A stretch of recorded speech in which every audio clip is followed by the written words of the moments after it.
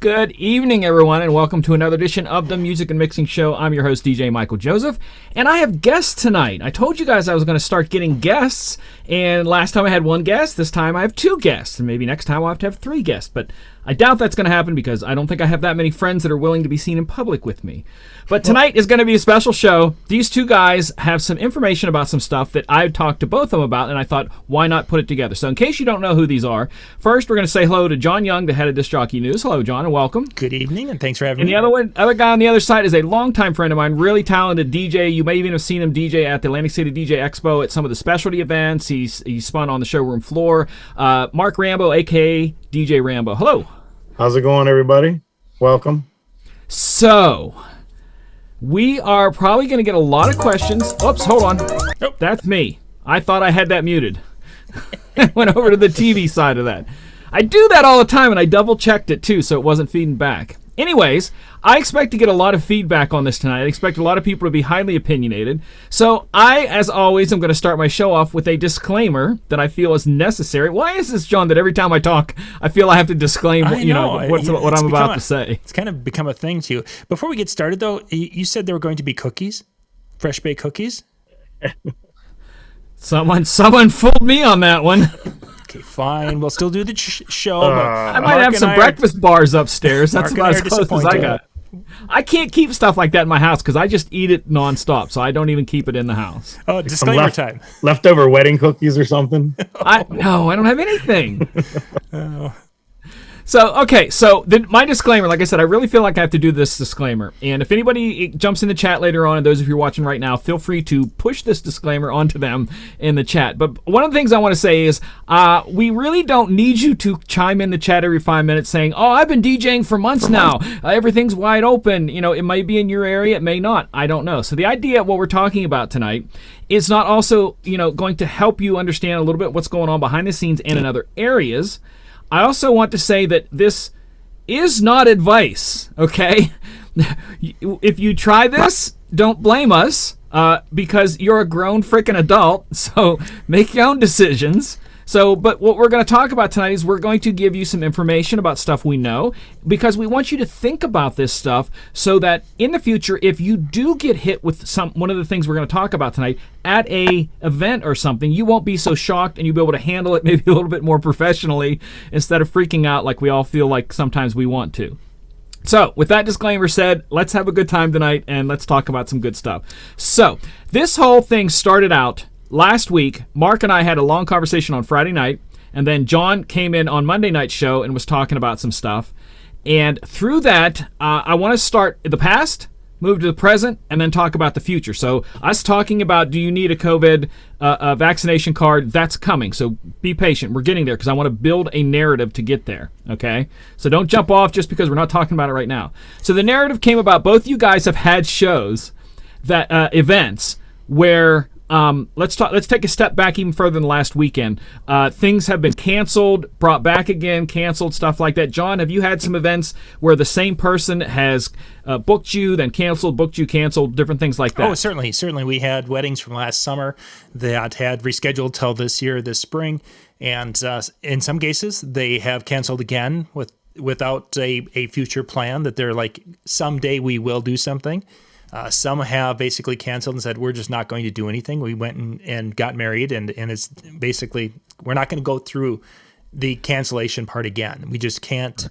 We had to postpone a wedding once, and the second time we weren't sure enough to keep that date, and we just walked away. So we've had a variety of ways, and then we have some weddings where they canceled and rescheduled, and they're coming up here in a few weeks, and they're excited because they feel that it's 2019 again with what they're planning. Oh, cool. So nobody said we've been in lockdown so long it's now a common law marriage, anything like that? Well, many, the number that went and did the eloping thing and went to the courthouse, it's surprising. I thought maybe a couple here and there. Many did, and I wonder if part of that was because, they want to get going with their lives. And if, all of a sudden there's a baby on the way, at least they were married ahead of it. I think that's a big thing, at least in our semi-conservative rural areas. Right. Mark, how about you? I know you and I had talked about your schedule's constantly changing. Yeah, it has been a little bit. Hey, my Wi-Fi's cutting out here really bad. I have to try to reconnect here. I missed everything you just said. Oh, okay. All right, he's gonna try to reconnect. John and I. I'm like, it's like cutting in and out.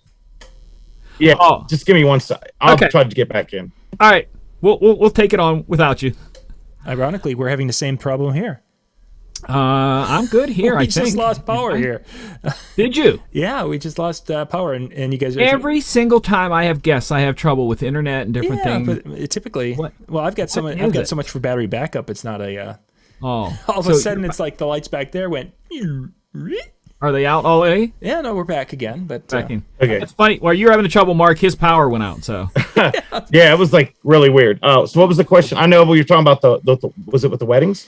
Yeah, so like we're looking at the past a little bit before we're talking about current stuff. We're looking at, have you had brides and stuff cancel, reschedule, different things like that? Yeah, I think we all have on that one. It's plenty of those. We shifted locations a couple times. We went outdoor venues from indoor venues. I had some weddings go from June to October to this June to this October. So yeah, everybody's dealing with it right now. Right. All right, so I want to take a step forward here to where we're at now, because both of you told me the exact same story about people RSVPing to an event that did happen, and then they didn't show up. So, Mark, you start on this one. Tell me about like what you saw in there at the event that actually did happen. Yeah, well, that was probably during closer to the peak of a lot of the COVID that was going on. And the wedding was supposed to be like under 100 or less or whatever. It was an outdoor venue, like at a barn, and there was about 110 that RSVP'd, and like 40 showed up. And a few that came, they wore masks, they ate, they left. But the fact that they just the amount of people that RSVP'd that the bride had to pay for the dinner and the drinks, prior to, and just didn't show, just ghosted them. That was where the bride was upset. Mm-hmm. She didn't care if they didn't come, but she got stuck with the bill and they never showed up. And that was kind of tough. I had one that was really bad like that. John, you said you had something similar to that even just the past weekend. The recent one was that way, but going back even into October, ahead of what would be our biggest wave, the summer wave in Minnesota was there, but not crazy. Then in October, we took off probably about second week of October, all the way through Thanksgiving. It was crazy here. Early October, we had an indoor wedding, and they were expecting that 175 people spread out throughout the room, and they might have gotten 110, give or take. But as Mark said, you had some folks who came in, they were wearing masks, and they ate. They were off by themselves in a corner type of situation, or at the end of the table. And as soon as they were done eating, they basically were uncomfortable in a room full of people that were not wearing masks, and they were out the door. So, which for that particular event, it was good because we heard later that there was some major people in the establishment who had COVID, and it did spread to some of the guests. So, ouch. But yeah, she was missing a lot also. And here's your parting gift. Yeah, exactly.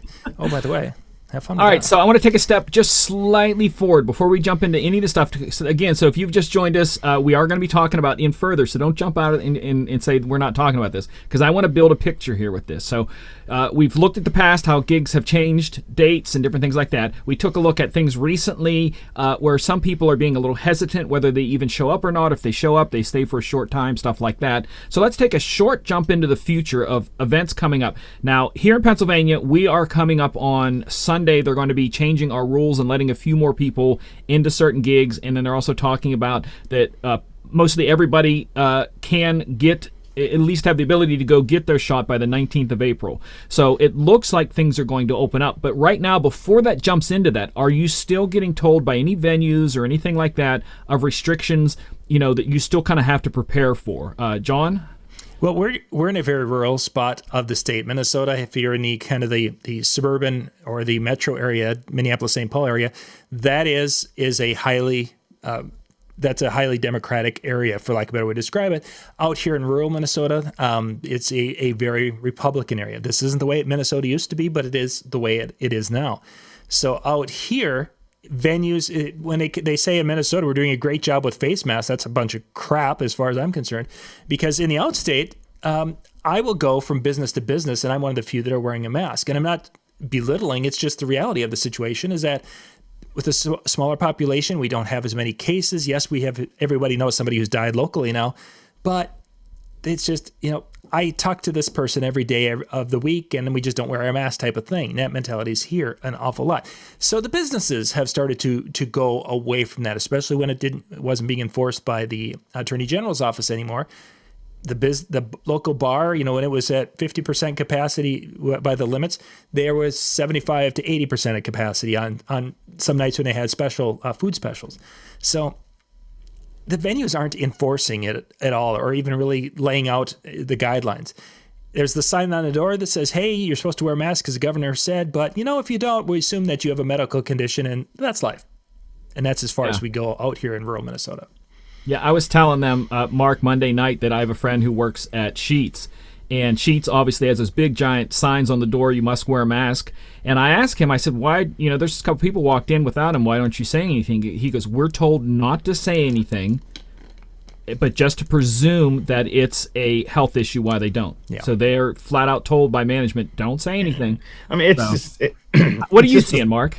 Well, it's just the topic that you can't win in that. It's, right. Yep, you just can't. And do you see any? When you have an opinion, you're going to get slaughtered from one side or the other for your opinion. It's just I stay neutral on it, man. To each his own. Right. I had some weddings though. Going on the topic of the question, I had even this year I had my April and May weddings shift to a different venue that could accommodate. I had one moved to the casino. From a hotel ballroom, because the capacity is still not there to have over 200 people in a ballroom. So they went to the main event center in the casino that has a capacity of almost 3,000, so they can fit 250 people at their wedding reception. Mm-hmm. Spread out, okay. And I did have two that moved in June already, which was just like brutal. That the one moved from like June 6th to like June 19th or June 20th, like pushed back to where I couldn't even. It hit a date I'm already booked. Right. Yeah. And I had to just give it up. Wow. See, we were seeing instead of moving to a larger venue, I've seen more of our weddings moving to the backyard. A cousin's field type of thing. Somebody's hayloft in their barn. That's where we've really moved to, which is we build a new deck on back. Let's have a party. Exactly. It's really changed that there's more of those going on, and because of that, they I'll tell you, when we're getting the phone calls and such, and they're saying, yeah, we're doing something in the backyard, and it's like, how much do you charge? And we're getting into this whole conversation, and it's changed the dynamics of selling. And that's a topic for another show, but it's just that concept of moving from a venue to a different space, a more private space like that has just changed things so much. Yeah, I had a wedding this year, a really upscale wedding facility, and they wanted to have it there so bad because of the whole landscape of the place, and they were willing to pay for a tent to put it outside so they could still have the parking lot, the pond, the view, and the venue wouldn't allow it. And they just moved to another venue across town, and we did it at another outdoor barn. Wow. But it's been crazy. A lot of pivots. Very much, yeah. And that's kind of what I'm hoping that tonight lets people see, that you kind of have to, you're really going to have to be flexible as things go on. And that's what I want to get into now. Let's talk about the shots. I will start out first by saying, and I talked about this Monday, that I don't want the shot. Not for some conspiracy theory. I do not believe that they're going to inject me with some sort of microchip. Nothing like that. I'm just not a person who gets flu shots. I've honestly had 3 in my life. I'm thinking I only remember 2, but I've maybe in my entire life only gotten a flu shot like 3 times, and it's just not something for me. But I have a feeling that the stuff we're about to talk about, we may have to. Now, Mark has had both of his, and John, I want to start with you because you got your first one today. Is that correct? Yes, I did. Jumping back to your flu shot. Yes. I think I've had 3 in my lifetime too. One of which was this past fall, because it was one of those things that it's like, sometimes you get the flu, but most of the time we don't. So it hasn't been a big thing. This fall, the flu shot became, it's like, let's just do that. If it helps to protect it all, yes. And this became something that because of older family members that we are involved with, it became something that we were going to do as soon as it was available for us to do. So today was the day. I scheduled it. Scheduling opened last Friday at noon. I called at 12:01. I was 5th, 7th, 10th in line, something that wasn't too bad. A few minutes later, scheduled, and Lori and I went and had our shots today. Interestingly enough, Lori's there, and she's like, so we've got an 18-year-old son, and we'd like to, how do we schedule for him? And they said, well, we can do this. And I'll let Mark, because I think it's Mark's part of Mark's story of how that happened. So yeah, basically it was just the fact that you have some of these clinics running when they were doing the tier 1s or whatever, and they ended up with 10, 12, 15 shots at the end left over, and it's like, hey, if somebody can get here in the next 20 minutes, half hour, if you know someone, I happen to know someone, I had an insurance card ID, showed up and got the first shot, and then that just locked me in for the second shot. One, yeah. And that was in January. Nice. So I was already done with my second shot in mid-February, so it was nice. Yeah, right. And that's exactly how Michael, the same thing there. They said that every Wednesday they have the immunization clinic there, and they always have a few. Mm-hmm. So worked out very well for him. I actually, one of the people who is in our insiders area took her mother to get a shot. Her mother's elderly, and they said, well, while you're here, if you're available and you want it, the same sort of thing. She was the same way. Yeah. So that it works out that if you want them, I think that's one thing people aren't going to complain about as we move forward. I couldn't get one. No, that's not going to be a complaint. And going back to John real quick on the flu shot, I got one flu shot in my entire life, and I was so sick that winter. Yeah. Multiple times. I'll never get another one. Wow. Yeah, never get another one. Yeah, one of the years, probably about 10 years ago, that's yeah, what I my can understand experience. if you have the elderly in your life, like John said about that's something that you may have taken consideration. I mean, I have to worry more about getting a computer virus than anything else for many people I'm around. I think I'd have a better chance of getting that. But okay, so you guys, the shot, what you guys, talking about the shots and different things. Mark, I want you to talk about down in your area before they kind of open it up to the next stage, because John brought it up with the Democrat Republican. Again, we are not taking sides, so do not start slapping stuff in the chat room. Okay, yeah. We're just pointing stuff out. The area down there has had a surplus for some reason. Well, just the people that wanted it have now got it. Yeah. And the people that don't want it, and they're more than willing to schedule people. Come on down. What percent do you think they're rocking at right now of the people who qualified that should get it? Should, you know what I mean? Yeah, well, I would definitely believe it'd be under 50%. Under 50%, okay. Yeah, that's significant in my opinion. Even if you say under 40, I mean, like if you're just generous or under 60, whatever way you want to go there, that's significant, I think. Yeah. It's John, are you hearing the same thing in your area up there? Very, very similar situation here where some people would go onto some of these local community chat boards and say, hey, there's a sign up for the vaccine coming into our community, and the amount of people, no, Ned, wouldn't it? You can't. You'd never be. If it wouldn't be the people 60 and above, let's say, they've done pretty well here, because I think a lot of those people have seen things.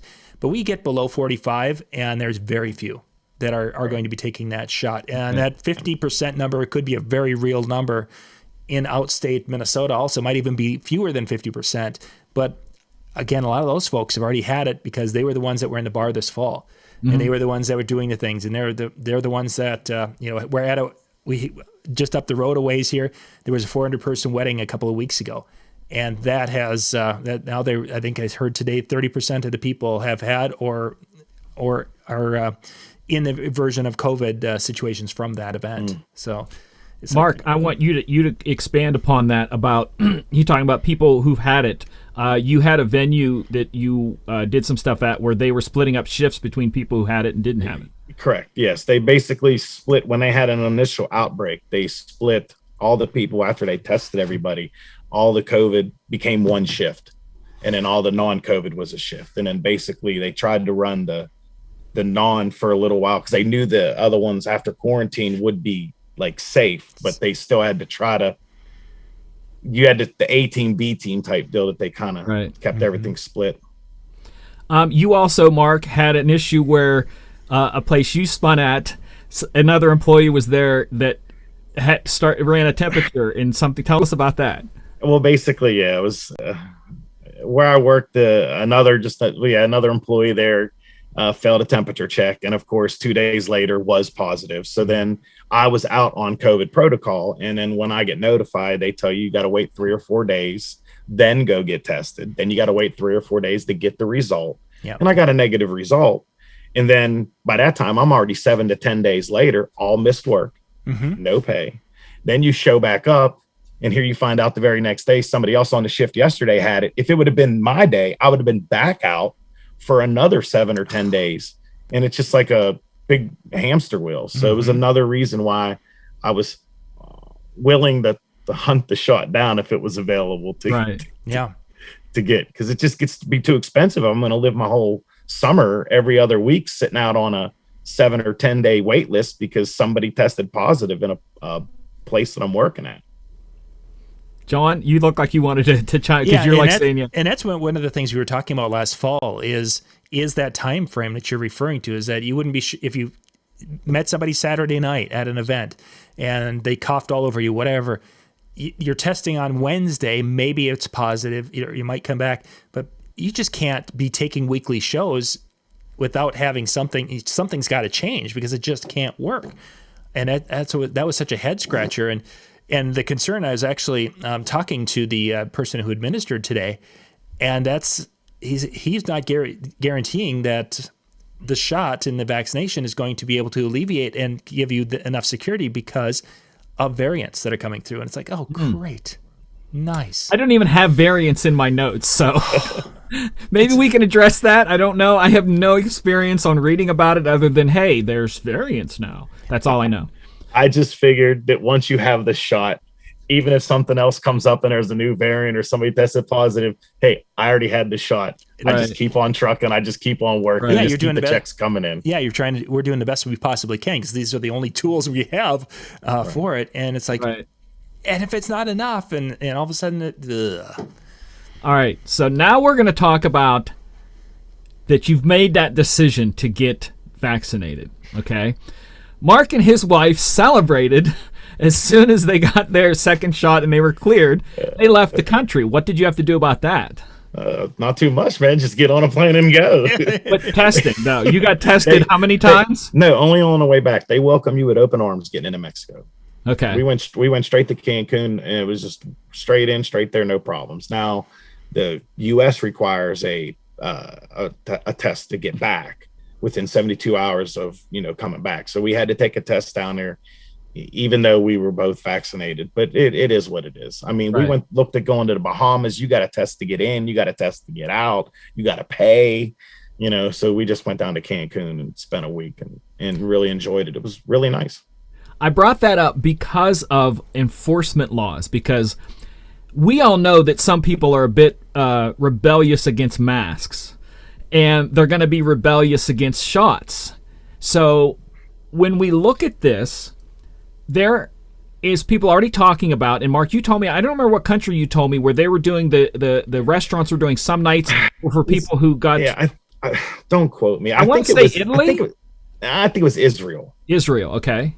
Yeah, because they're like 75% done with their population anyways. But they have I do believe they have a green card, from what one of the other DJs was telling me. And they basically have nights where everybody with a green card. It's wide open, all normal, 100% capacity, festivals, concerts, bars, movie theaters, whatever you want. But then off nights is still the social distancing rules and masks in effect.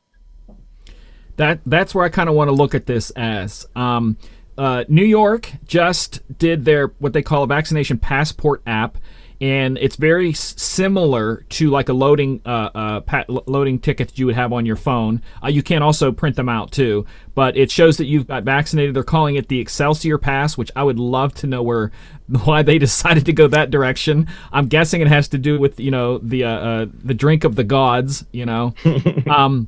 But it is a free voluntary app that shows that you've been vaccinated or recently tested.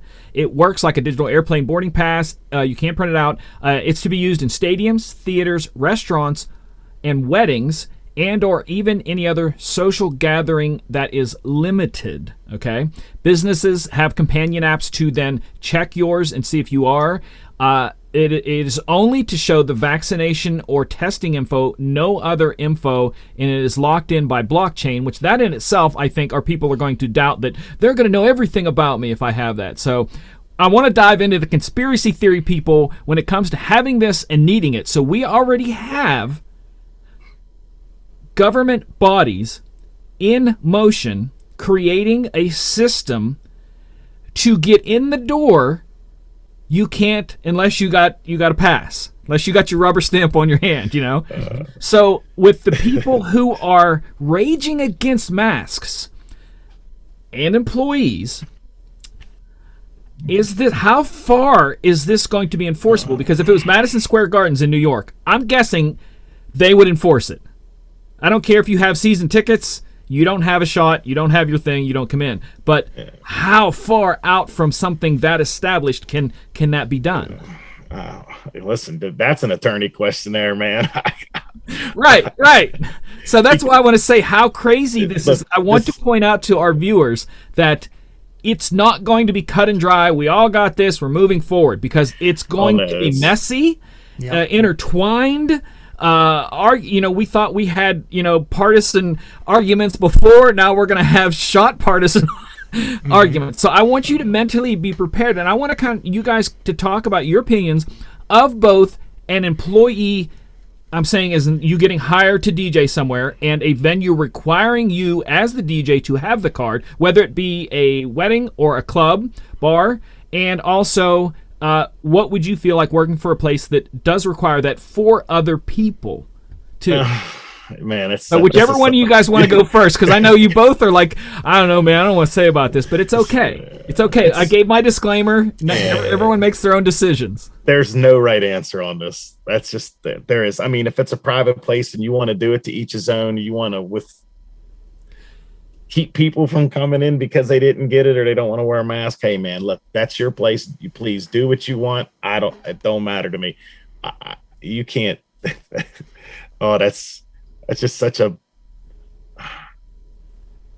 There's too many people that it's so split and divided in this country. There's no way of getting around it, and there's going to be so much pushback this summer as things try to open, and you got Florida that's wide open, or Texas that's wide open, and Pennsylvania's shut down or half shut down. Like good example. And they're going to point the finger. Well, they over there doing this. Like it's just good example where Mark and I live. We're like an hour drive from two other states that have totally different rules. So literally, if you're not happy, we had people that before when they wouldn't allow barbershops and stuff to open, they would drive over the line to get a haircut because they couldn't go to one here. Well, West Virginia's classic because weddings were deemed essential. So weddings were always good. However, the bars couldn't have any entertainment for the last 5 months. But if you had a wedding and it was in the bar, it was okay. You know what I mean? It's just the stuff that it's just, John? It is what it is. And I think Mark kind of hit the nail on the head when it came to what's going to happen with venues is that it's going to be kind of a money thing. And by taking a stand, they're going to appeal to a certain demographic. And in some areas, it's going to make sense to do. They look at it financially and say, yes, this makes more sense for us to have this rule. Others, it's going to be saying we can't have that rule. We need to have whatever. We're going to do it this way. And I think that's going to be really predicated by who their customer is. And I think businesses are going to look at that, and that's going to be more that divisiveness going on within. So I think we're going to see a level of that. An interesting kind of tying into this is I was talking to an attorney friend of mine who is incredibly surprised that we have not seen more lawsuits of businesses getting sued. That I, as a subcontractor working in this venue, and this venue had somebody who was sick, and they can trace these things so well now that he's like, I don't know why we don't have. He figured that we would be so tied up in litigation because when we were talking back when this fall, when some of the Republican representatives and such were trying to put in protections for businesses that they would not be held responsible if somebody caught COVID at their restaurant type of situation, which seemed to be something that would almost have to happen because you can't control everyone who walks through your door when you're running a business that's working with the public. So it became this situation. That hasn't happened yet. As soon as lawsuits would happen, then a lot of the businesses are going to say, now we're afraid of lawsuits. And they're going to play the game in the safest manner, which is now going to be dictated by lawyers and judges, what have you. That's not there. So now it's all about having this stand appeal to my customer base better than this one? And that's where we're going to go, I think, for a while. How about selling point? Because could you consider it a selling point? And I don't even know if I want to go here yet. I'm going to come back to this. I want to one thing before we go into that. My final questions when it comes to that is where do you think that's going to leave people who said, "Well, I caught it.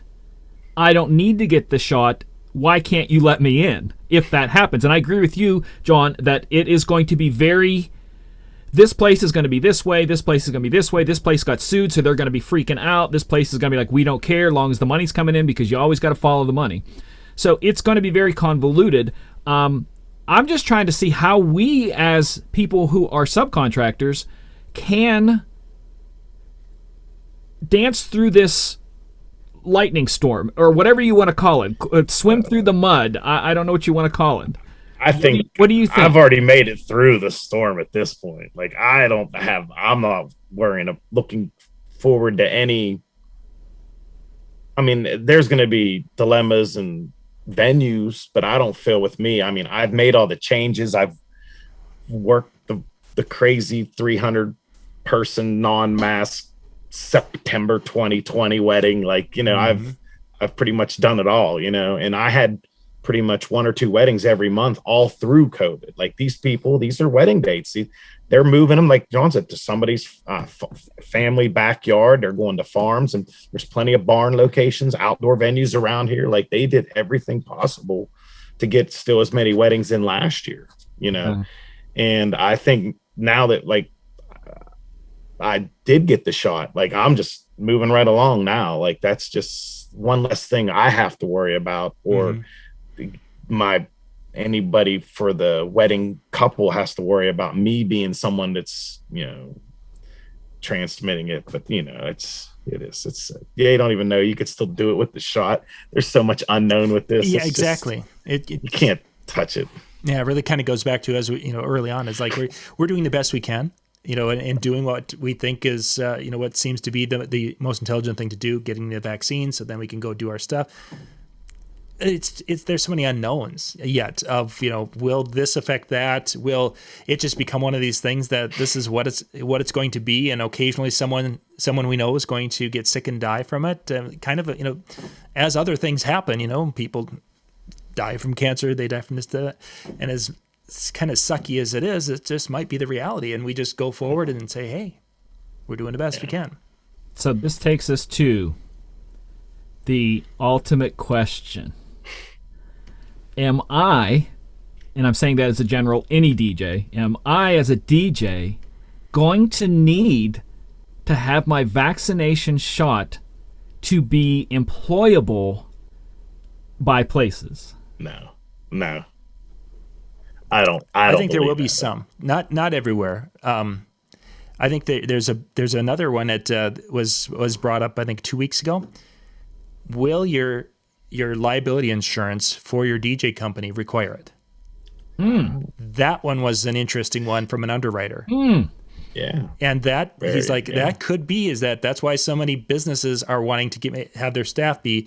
And one of the businesses locally here was offering, they were offering, I think, 3 days of personal time. That they basically, if you get your shot, you can have 3 days of vacation time that's not coming off your vacation thing. Another one was offering a $500 bonus for the staff to get their shots.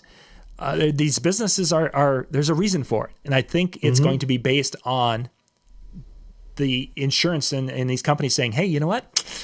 it really would be a good idea to have your staff, because then you've done your due diligence to protect your customers, and that's what you're going to need in a court of law if that ever does get to that. So, will they say no? Not at a wedding, I don't think, or not at a playing in a bar, unless some bars would possibly have that rule depending upon their clientele. If they say, oh, everyone here has been vaccinated, obviously then as a DJ, I would need to be vaccinated so I could fit into their guidelines. I don't see that at most mobile events, possibly schools. That could be there, but I think it's going to be driven by coming from the insurances and the businesses that way. Didn't have insurances on my check on my bullet list. So that's why I have you guys, because you guys cover them. So again, as a person who doesn't want it, I mentioned, because Dan and I, Dan is, if those of you don't know, he's on our Monday night chat show, and him and I are commenting back and forth because they just, like I said, they just announced at Pennsylvania that everyone should be, because I keep saying I'm in that age group where I'll never qualify, but now they're saying everyone will qualify to get their shot by the 19th of April. And I was, saying, I didn't want to get a shot, but now I have to look at it, which may be better. Yeah, no, which may be better for me, my want to not get a shot or my wallet. My want or my wallet, which is going to go there? Because what if, let's say I DJ out 3 nights a week and one of those venues wants me to get the shot? Am I going to say, no way, man, and walk away from a gig that's a weekly gig? Okay. Or am I going to go, yeah, I'm going to get that so I can just keep getting my paycheck? Yeah, so it's a slippery slope. Yeah. So you have to decide for yourself. And that's what I wanted to point out tonight, that it's very gray. It's very jumbled together. It's very muddy, whatever word you want to use. There's no right answer to any of this, but I just wanted you to be informed so that if you do get someone, an insurance company, your liability insurance, a venue, a bride, a friend, whatever it is, that you won't get knocked down by a question or an idea. You're going to be prepared with your decision, because it's yours, not ours. So it's yours.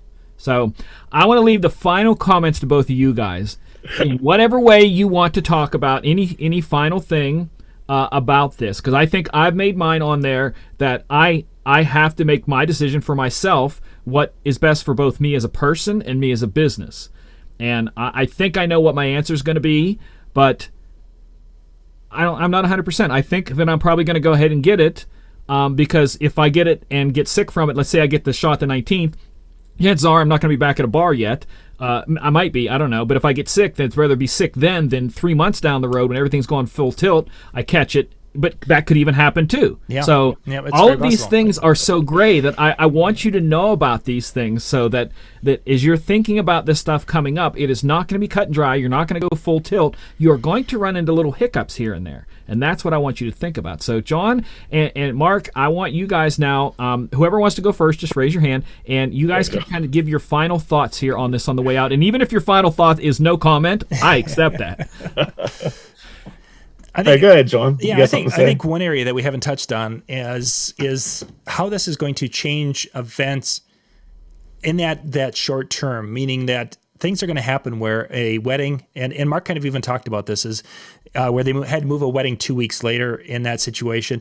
But I think we're going to get to a point where we're going to have those calls the week of, maybe 3 days before, where we're going to have a situation where the bride and groom, and there was a wedding this fall where half of the wedding party tested positive on Thursday, and they still went through with the wedding. We've heard the stories, but I think we're going to have it this summer where there's going to be someone, and we may be getting a last minute call saying, "Hey, we had to move our wedding 2 weeks, and we need a DJ because that our DJ couldn't move with us," like in Mark's situation, or hey, our DJ just called us, and instead of their grandmother dying and they can't make our wedding this weekend, they've come down and they're COVID positive.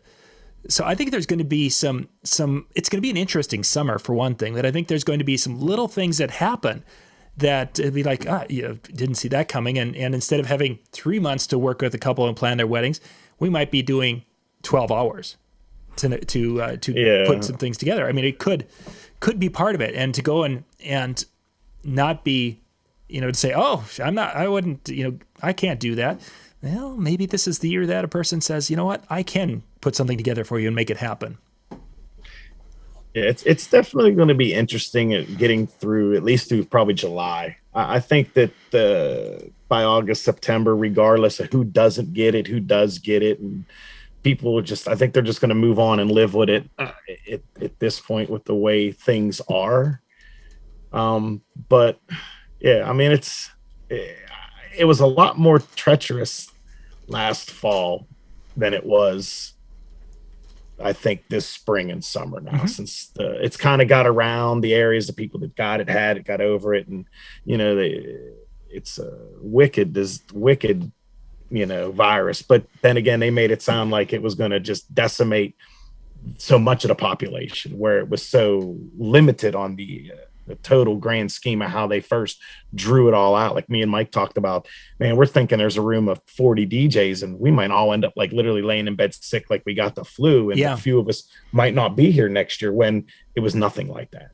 You know, and plenty of us, we know some friends that were in the hospital, and we know some friends that just had minor symptoms or no symptoms. I mean, but I think we're on the light is getting very bright, very quick at the end of the tunnel with the way I think the population is just moving forward. They've had enough of it. Down here in between where I'm south of Pittsburgh, we've been over it for a long time in this area. You know, I go into stores, I don't even know people. I don't even see people wearing masks anymore.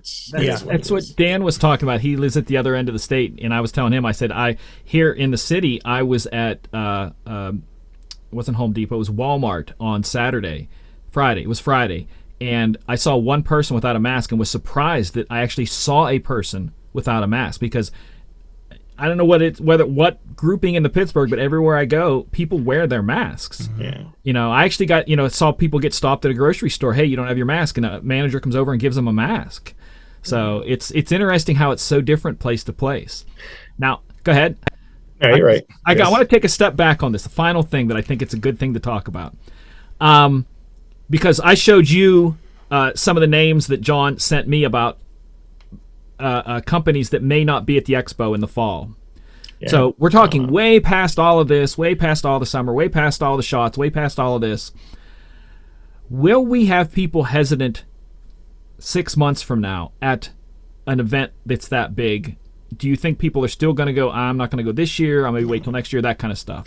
No, I think if anybody is hesitant, they're just not going to go at this point. If they're that hesitant, they've already got the shot and they feel they're bulletproof at this point. So I don't think we'll see any of that. I think the only thing stopping the large gatherings now is literally just the government, whatever state legislation is handling it. I don't think any of that. John, what do you see from the business point of view, like some of the brands? Yeah, I think the brands are going to be tougher just because of the cycle. They can't make, in some cases, instant decisions and say, oh, we're good to go now.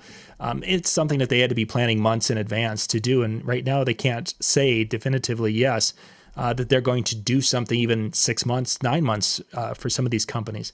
So I think that's going to be, we may see the hole in as a DJ Expo as an example, that there just aren't as many exhibitors. But I think you're going to have DJs who are just needing to be somewhere and needing to be with other DJs.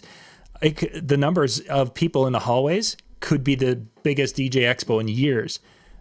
It's just, it might not, the manufacturer side just may not be there yet. And, that's okay. And for some people, that's the best part of the expo, is the halls and the food. And so it'll be an interesting situation to see how it all comes together. And again, hopefully with the vaccines, a lot of people, as Mark was saying, there is people are looking, seeing that bright light. A lot of that is that now they don't have to worry as much about those older relatives, the moms and the dads and the grandmas and grandpas, because they've gotten their stuff, and now they can go and do their things, because most of those people under 30 or under 40, they might be sick for a day or two, and that was about it. And that's the reality of the situation. Yes, some died, but for most people, it wasn't that big of a deal. But for the over 70 crowd, that was, as the older they got, and it seems that there's still a lot of them around for a lot of us. So now that they have a level of protection, now it's time to get back and start doing life again. Right, absolutely. This was such a cool show. I'm so happy I got to have you guys on because, like I said, I had these conversations with both of you individually, and I thought it was something that I could bring to the music and mixing show because I thought it was interesting. And like I said, I want to try to have guests each month, and I was so happy to have both of you in here. You guys brought so much knowledge, stuff that I didn't even think about, even though I tried to make notes all day from conversations we had. I really tried to bring that out. So those of you who watched tonight, again, don't yell at us. Again, we're just giving you information. So if you disagree with us, that's fine. It's okay. As I always talk about at the end of my shows, it doesn't matter who's in office. If we help each other, if we're there for each other, then we don't need anything else. If we all helped each other, government wouldn't even matter because we would caring for our neighbors. And I'm not talking about caring for someone across the country. I'm talking you pass someone.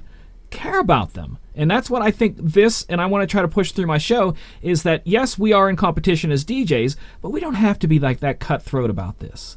And I think as we go into this summer season, and there's going to be a lot of, I can't do this one, that, can you do it? I think that should be something that you should be friendly with people and really go, listen, I can't get this one. Can you get it? And then hopefully down the road, they'll pass it back to you, that sort of thing. I think that's a great way to build the community right now after it's been so kind of crazy. So, you guys good with this? You happy with everything that we came across tonight? Yeah, I think so. Yeah. Good. So, John, I'm gonna let you take us out for a second. Let know if anything else is going on. I will definitely be back next Wednesday. First Wednesday of the month was supposed to be my interview show where I interview somebody, but we had it this week, so I'll have to let you know what is going to be on the first one next Wednesday. So we'll definitely be back for that. John? Real quick. Mark, if they want to find you out there on the internet, your mixes, I know you do some radio show stuff, all kinds of stuff. Where would they look for you at? That would just be the DJRambo.com. You can take it all from there. It's got all the links to all the social media stuff and Mixcloud and all that. Cool. John? Yeah, really the next big thing we've got coming up here is coming up April 19th, Monday, the 19th. We're going to be doing our next virtual training night. We've got the last one we were kind of talking about getting back in a game, and we had a lot of great tips for that. And now this one we're going to be kind of focusing on sales and selling because we're starting to get more calls. In some areas, of course, as Mark said, it's been open and people have been doing business somewhat as usual. But in some areas of the country, people have been waiting basically patiently until they started getting the good news of things starting to see that light at the end of the tunnel. Well, those folks are calling and they're wanting to book a month, 2 months, 3 months out. And some of us are kind of rusty in our sales. So we're going to do a night of talking about how to present ourselves, how to sell our services, and how to be in that frame of mind to be able to make the sale. And that'll be coming up April 19th. Awesome. So until next time, I'll take care of yourselves, and more importantly, take care of each other. Good night and God bless. All right. See you.